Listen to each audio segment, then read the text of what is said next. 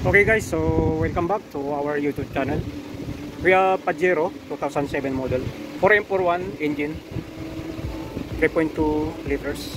So we're going to diagnose engine not starting, engine crank but not starting. Okay, so we'll do step-by-step procedure so that we can determine what is the cause of engine not starting. Okay, so that is the episode for today guys. So we'll start our video episode for today.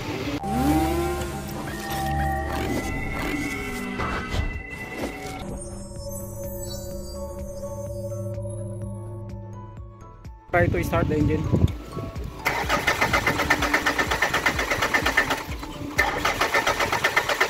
Okay, now so that's the engine cranking but not starting. Okay guys, so we'll remove this air duct.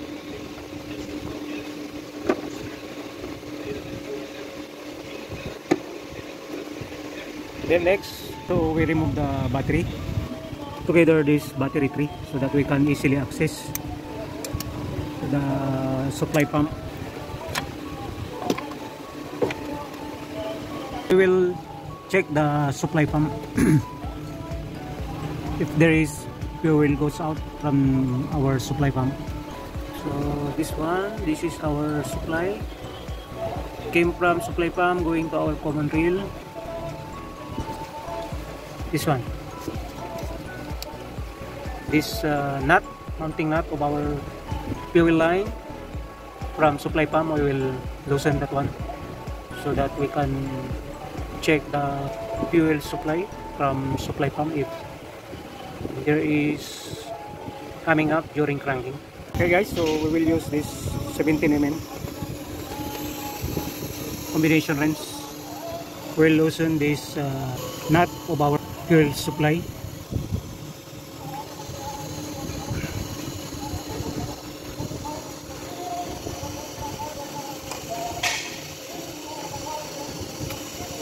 Okay, so we loosen already the nut of our fuel line.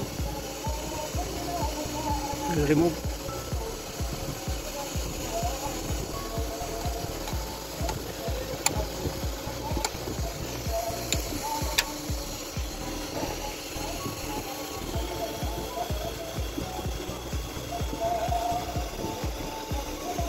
Okay, so this is the one I already removed from the mounting.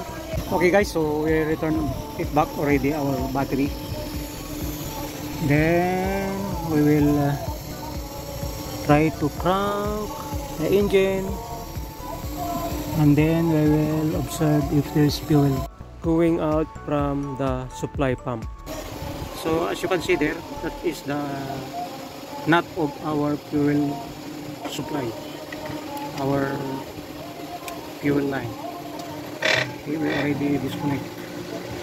Then we'll observe the fuel if there's goes out from our supply pump. Start the engine. One. Yes. Okay. More. Okay. There's no supply from the supply pump. There's no supply going out. Goes to our common rail. Okay. One more. One more. There's no supply. Okay. I'll try to pump the primer pump.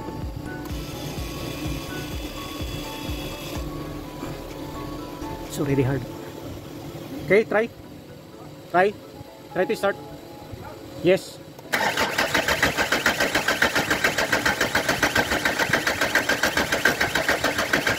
Good. Nothing. No supply from the pump. Okay. So we're going to remove the supply pump so that we can check what is the cause, why maybe there's something internal mechanical parts inside our supply pump. Okay. So that's the main cause why the engine is not starting. Okay guys, so we will remove our supply pump. So to give space, so we will remove this radiator. This radiator rod also. That's cooling fan. Also our current hose, we'll remove this also. Okay. Remove the radiator cap so that the coolant will easily drops in our current plug. Okay. We have to remove this oil cooler of our radiator. This is oil cooler of our transmission fluid. Okay. So that we can easily remove our radiator.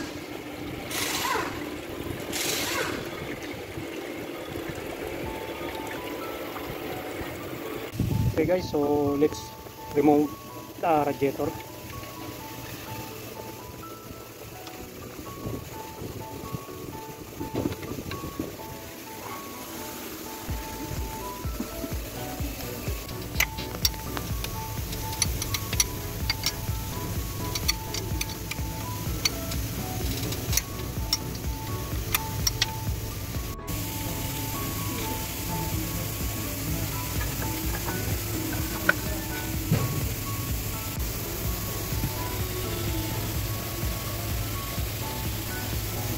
Remove.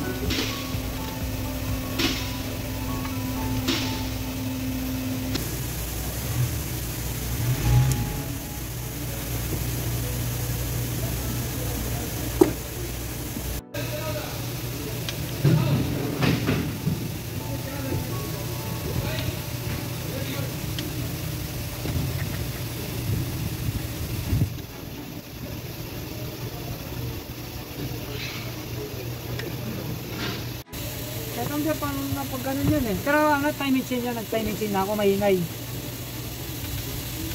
Ano lang?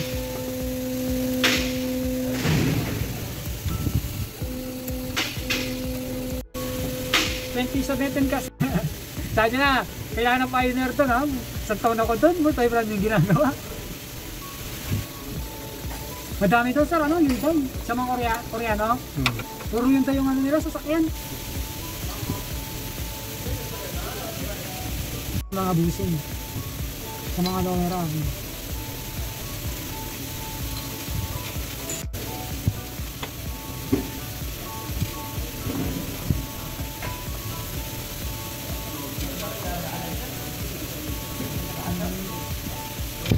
We remove compressor, we remove steering pump, we remove vacuum pump, together the common rail and intake manifold, major valve will remove.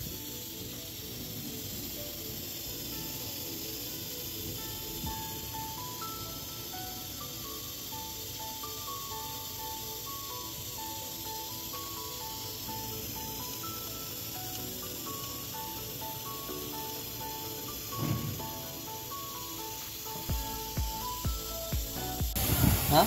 Remove. Too much dirty. Oh my God.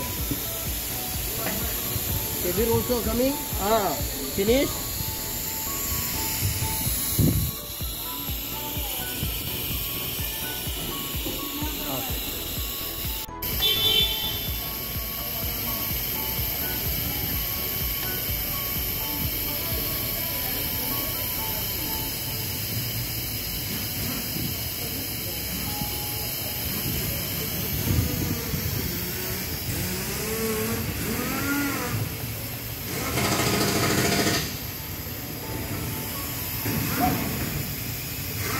Must be number 1 piston, must be a top dead center. Then the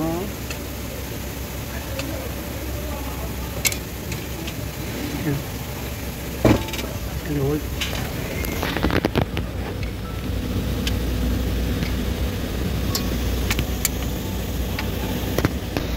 Stationary and moving mark must be aligned together. Okay, before we remove the supply pump. Oh, now clear. Okay, there is 3 dotted mark there at the gate.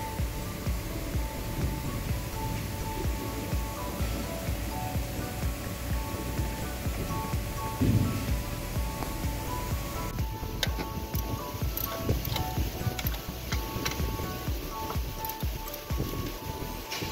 this bolt? May tigat na. Kailan pre? Hindi, kailan yung tigat? Mas maganda na yan. Maano na yung ano mo? Yeah, no problem. 1 year, 1 month, stay here, no problem. Nang ano, gabi. Tapos nakauwi ako mga lawuna. Ang umaga.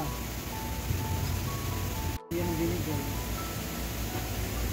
Si Harold niya, next year na yan. Oo. Bago kasi talaga yun. Hindi. Huwag lang yung break. I will hold.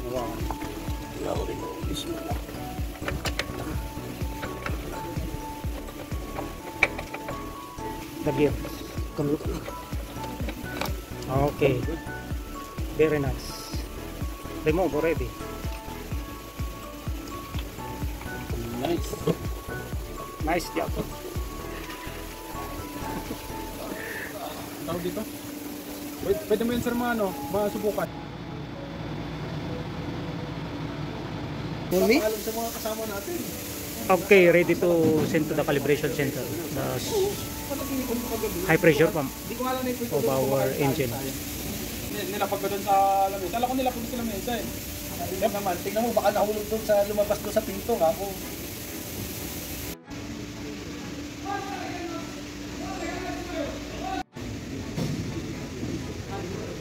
Okay guys, so this is our supply pump. After we send to the calibration center, so they repair our supply pump. We're going to install our supply pump in our engine so that we can check if successfully done. Okay. This is O-ring for our steering pump. This is the part number. These O-ring are for our vacuum pump. We're going to replace so that to avoid oil leak in our vacuum pump. Okay guys, so let's assemble our high pressure supply pump. So don't forget to install the O-ring here. So we have the O-ring. We'll insert here or here in our supply pump. Okay.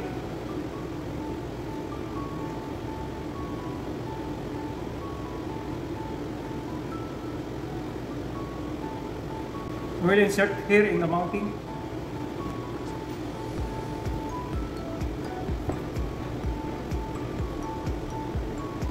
Okay.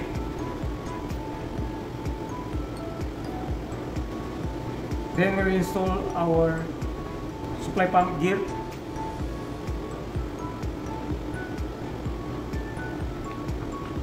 Okay. Then our nut. Then we will use this dip socket 19 mm.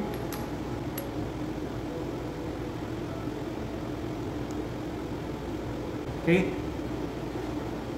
Then we have coin.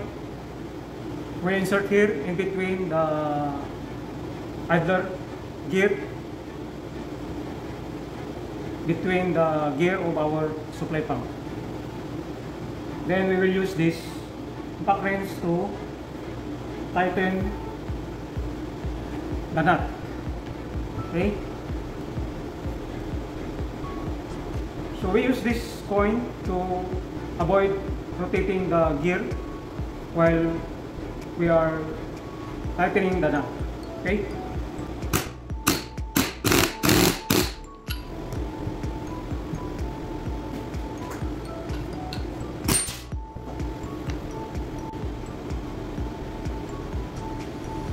So this is the coin we use to remove and to install our supply pump gear. Very useful, guys. Now we will going to install our supply pump in our engine.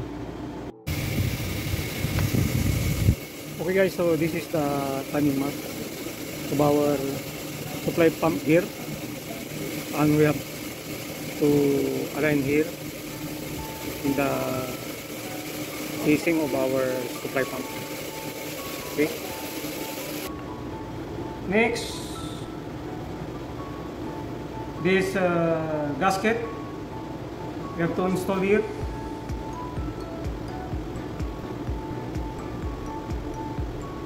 Then ready to install in our engine. Okay guys, so before we install our supply pump, make it sure that our piston number 1 must be on top dead center. So we have the stationary mark here in our front case, and moving mark here in our crankshaft pulley. Okay, before we install our supply pump. Okay guys, so we already installed our supply pump. We will double check the timing mark of our supply pump.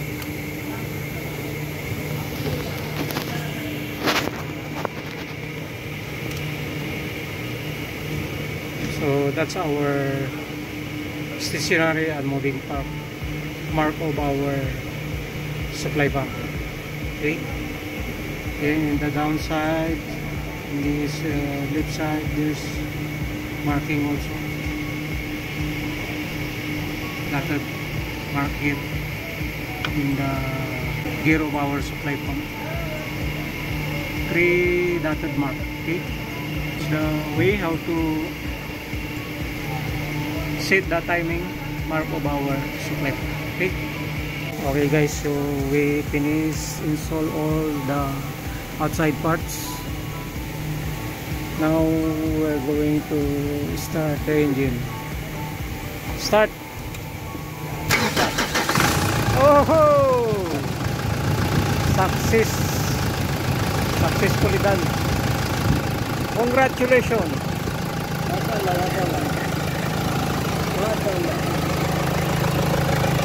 Okay guys, so thank you for watching in our video episode for today.